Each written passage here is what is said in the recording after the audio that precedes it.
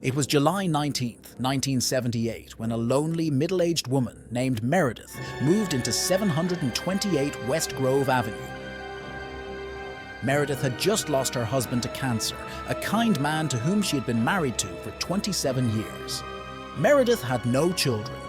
Her only remaining family was a sister who lived in St. Petersburg, Florida, more than 1,000 miles away from the lonely old house in Pittsburgh, Pennsylvania.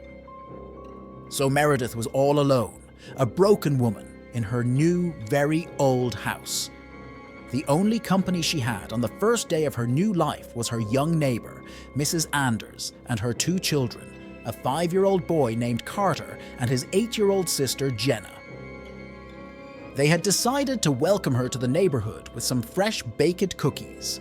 Meredith didn't have the heart to tell Mrs. Anders that she had diabetes.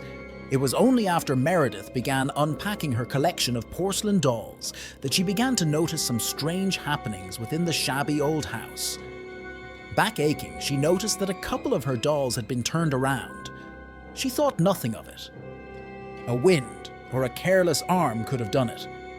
But then, one day while Meredith was coming up from the dark, moldy basement, she heard the distinct sound of porcelain shattering against hardwood.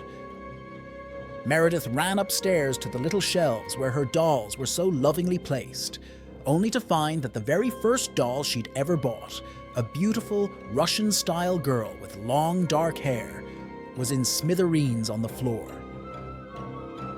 Meredith was more sad than scared. She swept up the remains of the shattered little doll and, not being able to throw it away, put the scraps in a cardboard box and pushed it deep into the darkest, loneliest corner of her bedroom closet. Meredith had heard rumors of strange phenomenon in the house. The older man she'd bought the house from had told her to be careful, told her that the house could have some strange effects on the mind. Meredith had thought, at the time, that the man was old and confused. He must have been in his late 80s after all. But now she began to think and ponder on what the man had said, especially the curious statement he had made last. There's something wrong with the basement. The basement was dingy and wet, yes, and perhaps there was some mold or fungus growing in the darkness. But this didn't bother Meredith. That's what basements are like, after all. As she exited the basement again, a knock sounded at the door. It was a fast, frantic knock. Meredith slowly walked towards the door, cautious. She was an older woman living alone, and a robbery wouldn't be unheard of. She opened the door. It was Mrs. Anders, her neighbor. She looked panicked, her eyes bloodshot and her hair a mess. "Oh, Meredith," she began, her voice shaking. "Please tell me you've seen Carter today?" Meredith thought hard. Her mind wasn't what it used to be. Her memory had started to fade faster lately. "No, I can't say that I have," said Meredith as she stood racking her brain. A look of disappointment and fear washed over Mrs. Anders. She looked up at Meredith and let out a small gasp. "Meredith, are you feeling all right?" she asked, concern in her voice. To tell the truth, Meredith hadn't been feeling all right. The last few days, she hadn't slept much. She was so tired, and her joints were screaming. She could feel her bones scraping together with every move she made. "I'm fine, dear," said Meredith.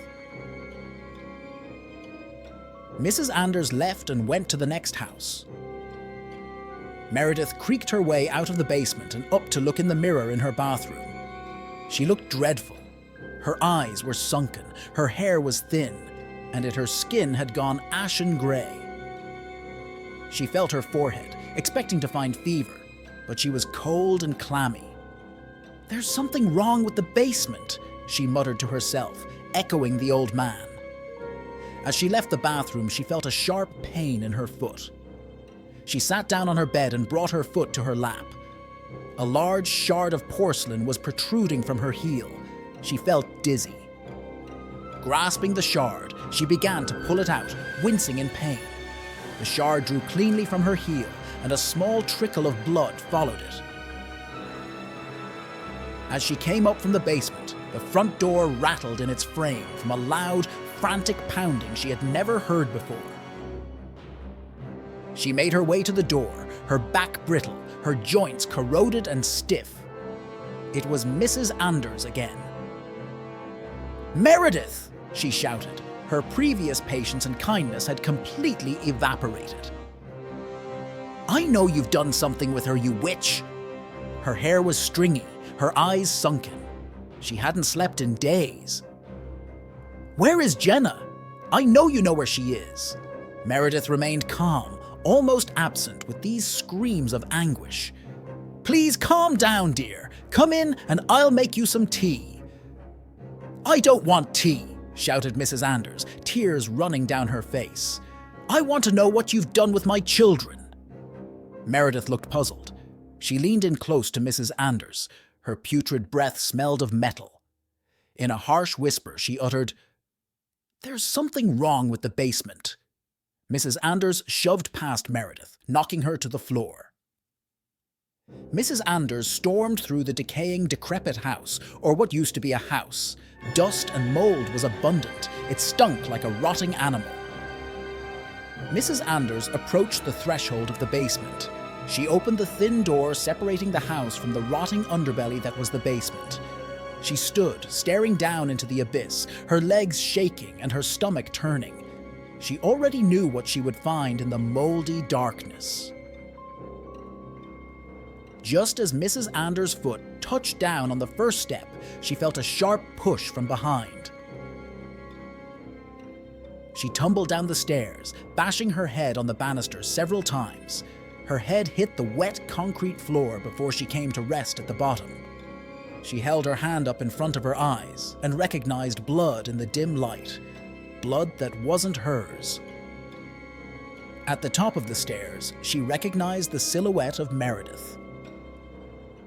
Speaking with the voices of 20 at once, she solemnly said, "Mors tua, vita mea," and shut the door. As Meredith walked up the stairs to her bedroom, her dolls, broken, battered, and dusty, littered the hallways. Her bedroom was close. She was so tired.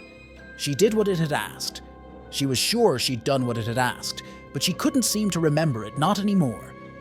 Maybe now it would grant her the peace of death. Maybe it would release her husband so they could be together, after. As Meredith lay in her bed, she felt a sharp pain in her chest. She smiled as her vision faded. "There's something wrong with the basement," she muttered, as she slowly and calmly faded away, her heart beating more erratically until it finally stopped, and she was free.